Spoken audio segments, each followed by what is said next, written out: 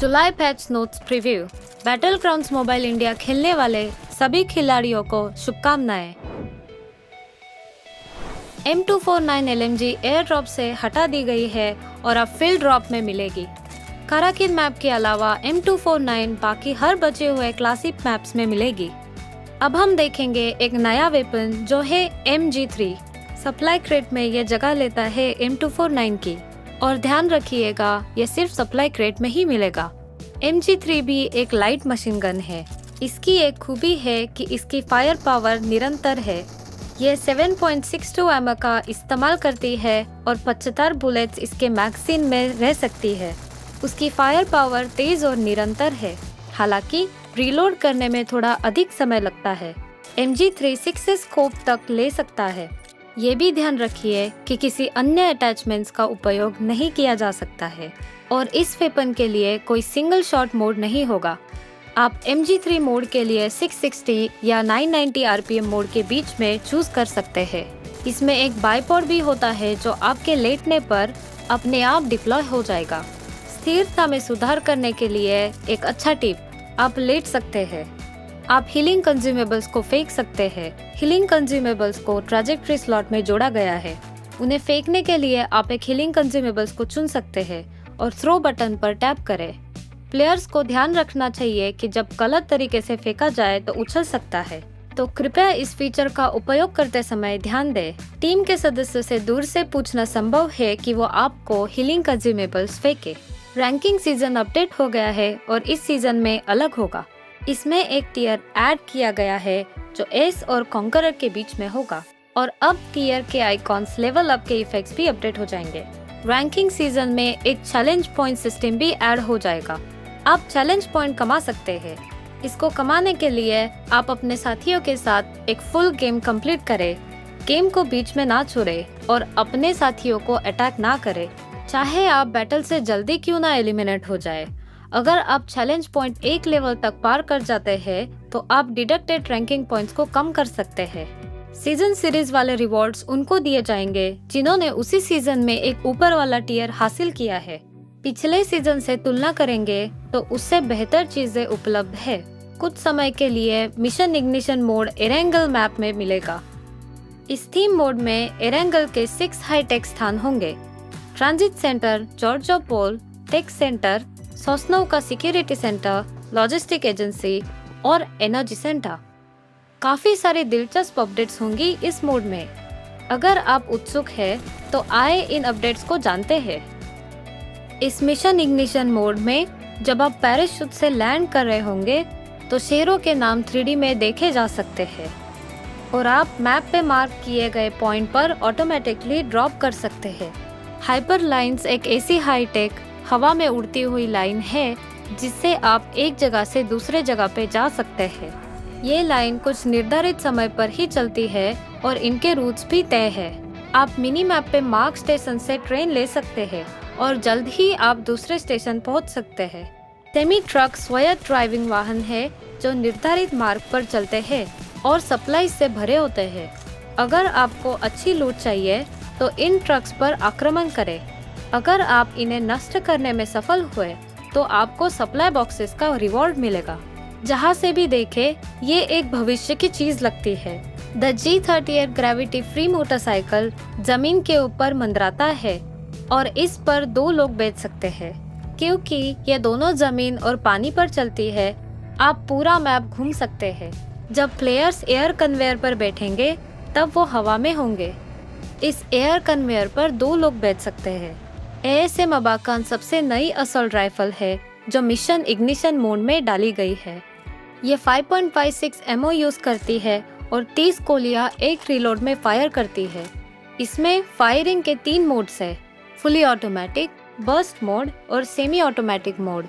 और इसमें scope, canted sites, magazines ये सब अटैच हो सकती है। ASM अबाकान को यूज करिए और हमें कमेंट्स में बताइए कि कैसी लगी। मिनी मैप में आप पपी आइकॉन को फॉलो करेंगे तो आपको एक स्पेशल पेट्रोल डॉग मिलेगा। इस पेट्रोल डॉग के साथ आप दुर्लभ और उच्च आइटम्स को लोकेट कर सकते हैं। टैक्टिकल मार्किंग डिवाइस के साथ आप खुद भी चेक कर सकते हैं कि आपका साथी किस दिशा में फायर कर रहा है दुश्मन की जगह कहाँ है और सड़क की जानकारी भी मिनी मैप पे मिल जाएगी और ये आपको आसपास के ग्रेनेड की सूचना दिलवाएगी।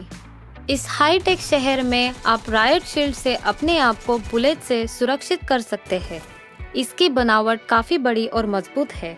आपातकालीन में इसे इस्तेमाल करना ना भूलें।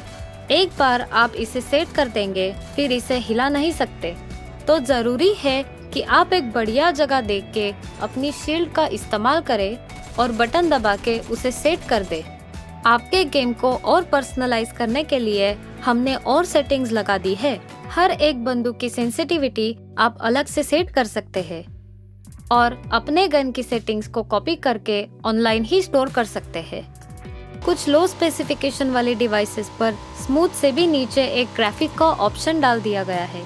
हमने 90 FPS कुछ नई डिवाइसेस के लिए भी डाल दिए हैं।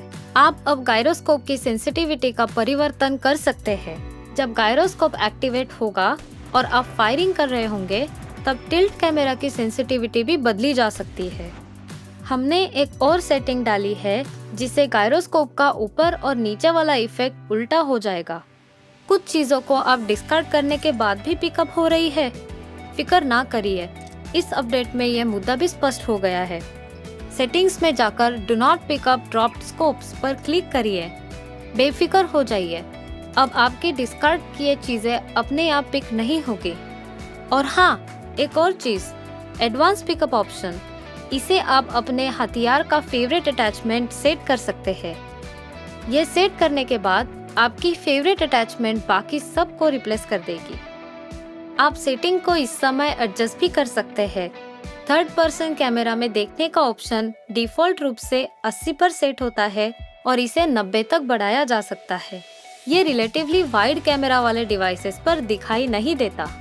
विभिन्न EPS पर तेजी से लॉन्च का संतुलन में सुधार किया गया है ताकि बस स्पीड में कोई अंतर ना हो। हम बैठने के लिए तरक की गिनती करते हैं और साथ ही बैठने की प्रतिक्रिया समय में सुधार करते हैं। आप विभिन्न मूवमेंट्स को भी आजमा सकते हैं। हीलिंग कंज्यूमेबल्स का उपयोग करते समय ऑटो पिकअप रोक दिया जाता है। यदि वर्तमान हथियार उपयोग के दौरान गोला बारूद से बाहर हो जाता है तो ऑटोमेटिकली अगले उपलब्ध हथियार में बदल दिया जाता है। बिना कोई एमिनेशन वाली फ्लेयर गन्स ऑटोमेटिकली नहीं उठाई जाएंगी। रिमेनिंग मैग देखने के लिए अब अलग अलग रंग है। यदि ये 25% या उससे कम है तो ये पीला हो जाता है और ये लाल हो जाता है यदि ये 10% से नीचे चला जाता है। अब आप अपने साथियों के लिए जुड़ाव की स्थिति देख सकते हैं। जब उन्हें शूट किया जा रहा हो तो आप इन्हें उनके व्यक्तिगत स्टेटस बार में देख सकते हैं। इरेंगल और मिरामार में कुछ इमारतों में कांच की खिड़कियां जोड़ी गई है।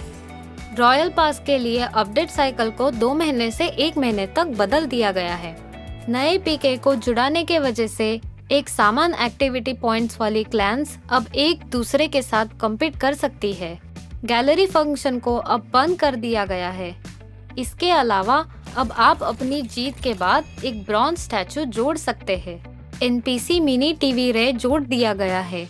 रे आपको लॉबी में संदेश, अलर्ट और घोषणाओं के बारे में सूचित करता है और आपको इसे आसानी से नेविगेट करने में मदद करता है। ये एक प्यारा इमोटिकॉन के रूप में एक अतिरिक्त बोनस की तरह जो आपको लॉबी के माध्यम से अपने रास्ता नेविगेट करने में मदद करता है। ऐसा तब दिखाई जाता है जब आप गेम शुरू करते हैं और आपको विभिन्न अपडेट्स के बारे में सूचित करते हैं।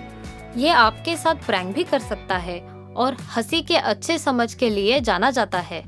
मुझे आशा है कि आप सभी को रे के साथ बहुत मजा आएगा। ये आज के अद्यतन प्रीव्यू का अंत है। अब चिकन डिनर का समय आ गया है।